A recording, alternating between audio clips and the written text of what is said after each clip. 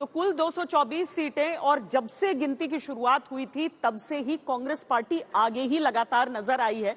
ये हम आपको वो आंकड़े दिखा रहे हैं जो आखिरकार स्पष्ट हुए हैं। 136 सीटें कांग्रेस ने हासिल की है, 65 भारतीय जनता पार्टी के हिस्से, जेडीएस के हिस्से 16 और अन्य के खाते में गए हैं 4।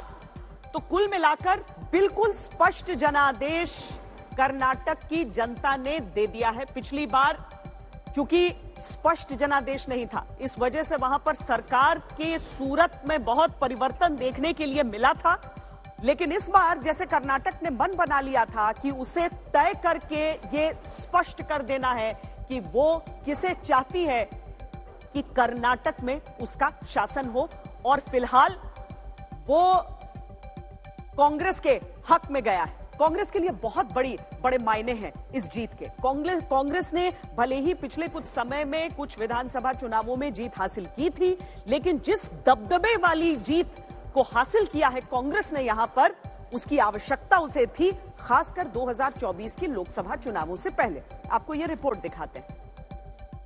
जब नगाड़े जीत के चारों तरफ बजने लगे तब बशीर बद्र का लिखा शेर यूं याद करना लाजमी है कि 7 संदूकों में भरकर दफन कर दो नफरतें, आज इंसान को मोहब्बत की जरूरत है बहुत।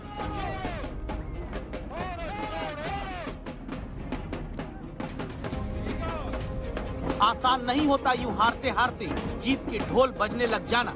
मोहब्बत के दावों से सियासत में मिलती हार के जख्मों पर दवा लग जाना, जैसे कर्नाटक में हुआ।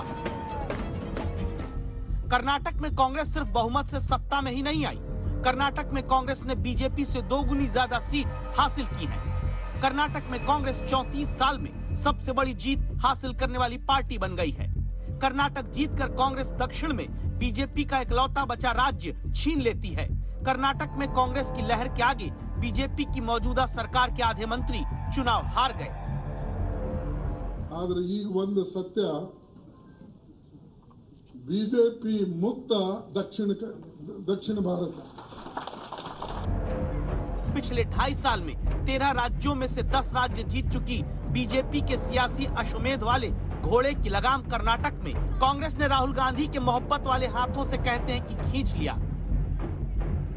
सबसे अच्छी बात यह लगी कि हमने नफरत से, गलत शब्दों से ये लड़ाई नहीं लड़ी, हमने मोहब्बत से, प्यार से, दिल खोल के ये लड़ाई लड़ी, और कर्नाटक की जनता ने हमें दिखाया कि ये देश मोहब्बत इस देश को अच्छी लगती है। कर्नाटक में नफरत की बाजार बंद हुई है, मोहब्बत की दुकानें खुली हैं। कर्नाटक से कोई पहली बार कांग्रेस के लिए मोहब्बत की दुकान जनादेश में नहीं खुली। कर्नाटक ही वो राज्य है जहां से लगे थे नारे, एक शेरनी 100 लंगूर, चिकमंगलूर चिकमंगलूर। जब आपातकाल के बाद इंदिरा गांधी की राजनीति को कहा जाता है जीत की प्रबल संजीवनी देते हुए कर्नाटक से मोहब्बत मिली।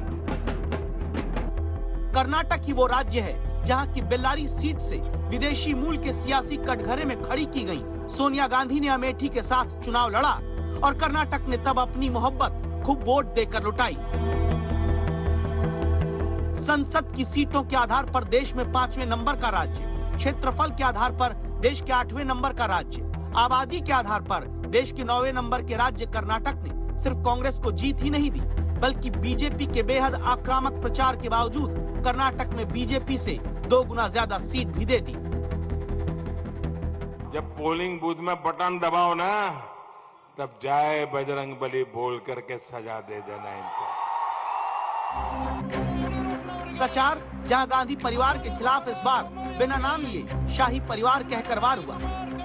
जब भारत के हितों के खिलाफ काम करने की बात आती है तो कांग्रेस पार्टी की रॉयल फैमिली, शाही परिवार सबसे आगे आता रहता है।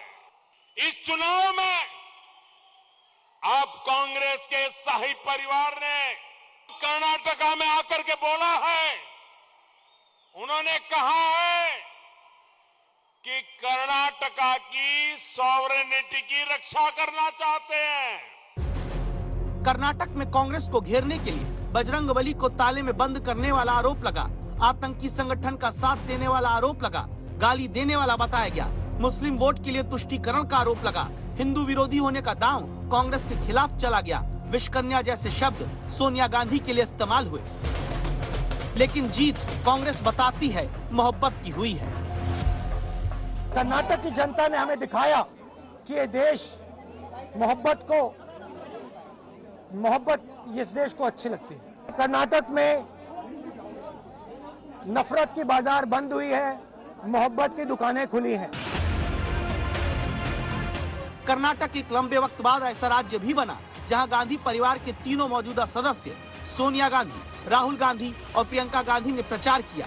भले सोनिया एक रैली के लिए आई, लेकिन गांधी परिवार के तीनों नेता कर्नाटक में प्रचार करने पहुंचे। सबसे महत्वपूर्ण चीज यही रही है कि जो राजनीति जनता के ध्यान को भटकाने की कोशिश करती है और जनता के मुद्दों पर बात नहीं करती है, वो राजनीति अब इस देश में नहीं चलेगी। हिमाचल में भी हमने ये देखा, कर्नाटका में भी यही देखा। जनता चाहती है कि अपने जो मुद्दे हैं उस पर चर्चा हो, अपनी जो समस्याएं हैं उनका समाधान हो।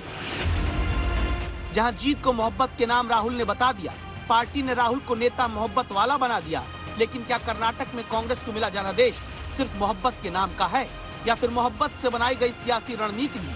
समझेंगे इसको अगली रिपोर्ट में।